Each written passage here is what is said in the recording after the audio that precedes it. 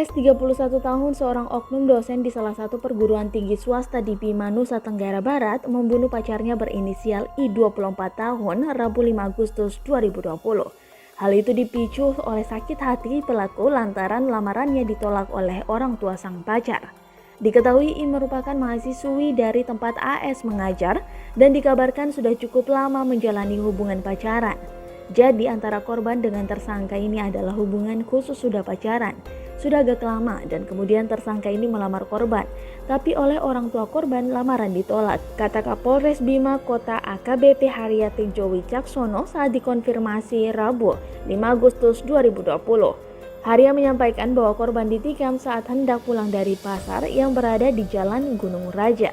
Harya juga menyampaikan saat korban hendak dibawa ke rumah sakit, nyawa korban tidak lagi bisa diselamatkan karena luka tikam cukup parah dan meninggal di jalan. Pelaku AS sudah ditangkap oleh tim Puma Polres Bima Kota. Atas perbuatannya, pelaku dikenakan pasal 338 KUHP dengan ancaman hukuman maksimal 15 tahun penjara.